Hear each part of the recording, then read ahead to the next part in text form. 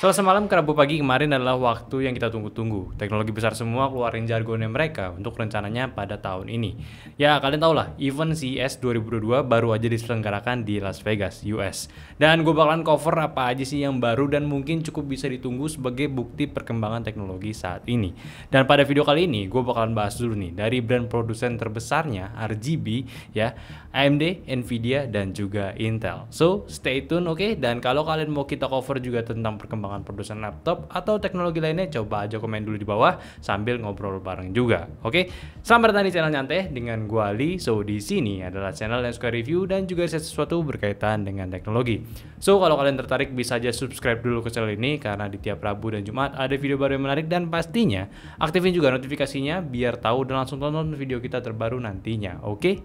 Jadi menurut gue awal tahun 2022 sekarang bisa dikatakan sebagai tahun dimana pasar PC atau laptop perlu bisa memberikan inovasi yang optimal dan efisien untuk produknya kemarin.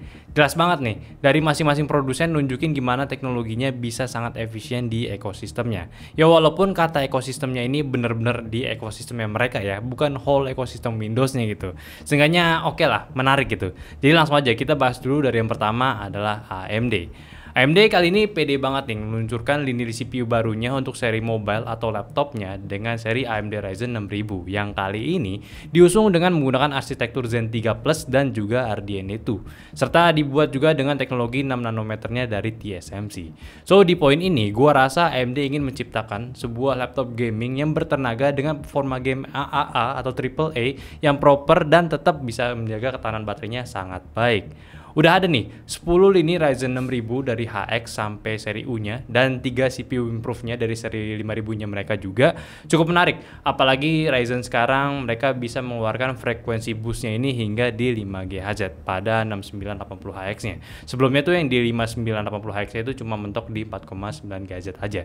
Dan pada racikan arsitektur Zen 3 Plus ini sekarang mereka berhasil juga mengklaim peningkatan performanya di 1,3 kali lebih cepat dibanding generasi sebelumnya. Dan untuk RDNA 2 sendiri, which is arsitektur untuk si iGPU-nya, si prosesornya itu menawarkan performa yang menurut gue itu harusnya bisa ngalahin semua lini CPU dengan IGP yang ada sekarang. Kayak mereka tuh bisa mengklaim nih, performanya ini bisa mengalahkan game AAA dengan smooth. Bukan mengalahkan, menjalankan game AAA dengan smooth.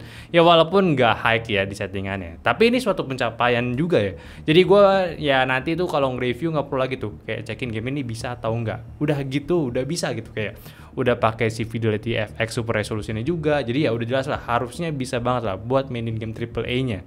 Ya harapan kita mah ya cuma moga makin banyak aja gitu game AAA yang enable fitur si FSR ini. Terus racikan notebooknya sendiri juga udah memiliki standar baru yang udah gunain memori DDR5, PCIe Gen 4, dan USB 4 juga. Jadi bandwidth transfer data semakin cepat lagi, dan tentunya untuk konektivitas sudah menggunakan Wi-Fi 6E juga untuk smooth wireless gamingnya. Untuk di ranah PC sebetulnya nggak ada yang benar-benar baru, cuma janji mereka aja yang berencana menggunakan 3D V-Cache pada CPU-nya, yang mana gue kira itu bakal langsung diimplementasiin ke CPU barunya. Tapi gue lihat sekarang ini AMD cukup pinter ya, kayak mau testing dulu nih di seri 5000-nya, tepatnya di 5800X-nya yang sekarang namanya adalah 5800X 3D. Dan klaim mereka saat di-compare dengan 5900X yang kemarin bisa up to di 36% peningkatan performanya dalam game. Racikannya masih sama di 8 core 16 thread, clocknya ya agak digoyang dikit, bahkan boostnya sekarang lebih rendah daripada 5800 yang standarnya. Dan ya untuk si L3 cache sekarang meningkat dari yang cuma 32 MB aja, sekarang nambah 3D V-Cache sebesar 64 MB. Jadi totalnya itu ada 96 MB L3 cache-nya. Kita tinggal lihat aja nih performa realnya itu seperti apa nanti. Dan AMD juga update nih info tentang next gen si desktop CPU-nya, yaitu si Ryzen 7 berbasis 5 nanometer sekarang dengan arsitektur Zen 4 yang nanti akan diluncurkan di pertengahan tahun nantinya. Ya, dan yang kita tahu saat ini untuk Zen 4 itu membutuhkan soket motherboard baru lagi, yaitu si AM5 berbasis LGA 1718. Sesuai lah dengan info yang dulu keluar, dan sayangnya udah nggak backward compatibility lagi. Ya wajar lah, udah terlalu baru gitu, karena udah ada teknologi seperti DDR5, PCIe Gen 5, dan udah di depan mata banget gitu. Kayak malah jadi kolot banget kalau misalnya si AMD ini nggak ganti si soketnya lagi gitu. Lalu untuk pergrafisan, si AMD update untuk GPU-nya mereka merilis seri improve-nya untuk si RX 6000M kayak RX 6850M XT, terus ada RX 6650M XT, serta merilis juga seri RX 6000S untuk menyaingin Nvidia 450 dan juga Intel Evo-nya. Kalau dicek sih bakal menarik banget ya, kayak nggak mungkin gitu asal bisa laptop tipis aja kan ya. Dan yang terakhir juga mereka akhirnya rilis sebuah GPU discrete, sorry gua agak belibet, untuk di bagian desktop budgetnya yaitu si RX 6500 XT. Cuma di harga $99 atau $199 doang, yang targetnya bakalan nyaingin generasi lamanya mereka yaitu si RX 570 dan juga GTX 650. Tapi sayangnya yang bersamaan juga di saat yang bersamaan Nvidia merilis juga RTX 3050 cuy. Pada GPU Nvidia RTX 3050 ini, mereka juga ingin menaikkan satu langkah untuk para gamer carry-nya agar bisa menikmati sedikit dari performa RT dan juga DLSS-nya. Karena sejauh ini opsi mereka ya cuma ada di 1650 sama 1050 Ti doang gitu buat budgetnya. GPU-nya ini hadir di harga yang sama juga, budget cuma sedikit lebih mahal daripada AMD yang barusan yaitu di $250. Tapi sih kalau itu bener-bener ngefek ya si DLSS-nya di 3050, kayaknya itu bakalan jadi game changer juga untuk peningkatan performanya dari yang kentang jadi bener-bener playable gitu.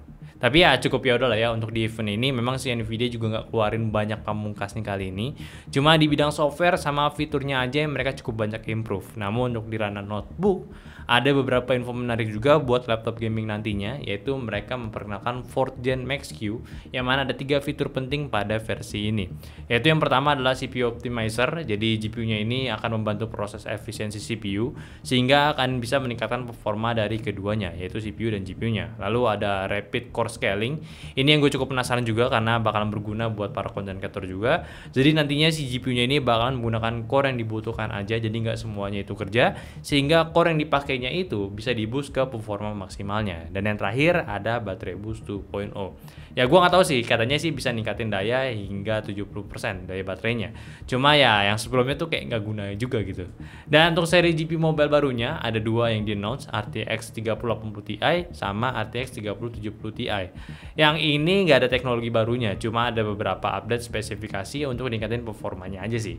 Yang 3080 Ti ini menawarkan 16GB GDDR6 dengan klaimnya mereka 120 plus FPS di 1440p. Sedangkan di RTX 3070 Ti ini mereka tuh menawarkan performa lebih kencang 1,7 kali dari RTX 2070 Supernya. Ya udah gitu aja sih. Gue yakin juga bakalan susah didapetin juga. Dan terakhir untuk lineup GPU-nya si Nvidia, mereka juga mengannounce perkembangan second gen BF GPU-nya yaitu RTX 3090 Ti untuk desktopnya. 120 FPS di 8K mungkin bisa jadi. Ya, kita sih nggak tahu gitu. Dan Intel juga mengannounce lini mobile CPU-nya dimulai dari seri H juga dan sama juga dibuat dengan teknologi Intel 7 Process. Total ada 8 SKU yang diluncurkan dengan konfigurasi tertingginya di i9 12900HK. Itu 14 core, 6 P-core dan 8 E-core-nya. Total ada 20 thread lah. Sejauh ini gue masih belum melihat ya tentang efisiensinya pada sebuah next gen laptop gamingnya, kayak baterai lebih awet itu kayak belum ada juga. Cuma klaimnya mereka pada game AAA bisa boost up to 40% peningkatan performa dibanding kompetitornya. Lalu juga diperkenalkan Intel Gen 12P series untuk sebuah laptop tipis dan ringan serta lini CPU-nya untuk dihadirkan di laptop modern yang gunanya itu ya lebih ke premium office use aja mungkin. Ya cukup banyak sih perilisan mereka kemarin untuk notebook barunya, bahkan mereka juga meningkatkan spesifikasi untuk Intel Evo-nya yang menjadi pakai Intel Gen 12 sama GPU Arc-nya aja sih. Next up ya, fitur yang ditawarkan oleh Intel juga yang bikin gue penasaran adalah Intel Deep Link. Proses simple yang menggunakan 2 GPU sekaligus dalam laptop. Di sini konteksnya adalah Intel Iris Xe dan juga Intel Arc-nya Alchemist gitu. Jadi ketika digunakan untuk rendering video, contohnya yang mereka gunakan ada DaVinci, mereka itu akan bisa menggunakan kedua performa si GPU-nya ini yang diklaim bisa mempercepat performa rendernya hingga 1,4 kali lebih cepat daripada hanya performa discrete dari Alchemist-nya aja. Ya itu sih, sisanya somehow kayak hanya sekedar info aja dan perlu lihat lagi perkembangannya saat di testing real use-nya gitu. Menurut kalian gimana? Kalau buat gue sekarang yang cukup panas sih ya si AMD aja. Kayak mereka tuh lagi serius gitu ngerjain CPU mobile-nya serta GPU-nya juga. Yang ngasih harapan sedikit lah. Yang kita juga sekarang kalau dulu kan laptop AMD dengan GPU-nya itu ya si Radeon juga kayak kadang suka kurang gitu. Sekarang udah wajib ditunggu performanya kayak gimana. Sedangkan kalau Intel ya kayaknya tuh kayak ambil waktu santai dulu gitu buat ngasih AMD panggung, dan kita tinggal cek sendiri aja gitu untuk performa masing-masing CPU dan GPU-nya ketika diaplikasikan ke masing-masing produsen notebooknya nanti. Oke, mungkin itu aja dulu bahasan gue dari cover informasi dari CES, terutama AMD, Intel, dan juga Nvidia. Kalau mau gue bahas dari tiap laptopnya juga, silahkan komen aja dulu. So, semoga bisa memberikan pencerahan buat kalian yang memang nungguin info teknologi terbaru. Komen pendapat juga di bawah, dan seperti biasa share videonya ini ke teman-teman kalian yang butuh racunnya juga. Dan terpenting, yang penting ya, maksud gue aktifin juga notifikasi dulu, sama juga follow sosial media kita di Instagram nyan.teh, dan follow IG pribadi gue di Aldian Metes. Dan join juga Discord kita yang linknya ada di deskripsi. So, sampai jumpa di video nyantai selanjutnya. Bye-bye.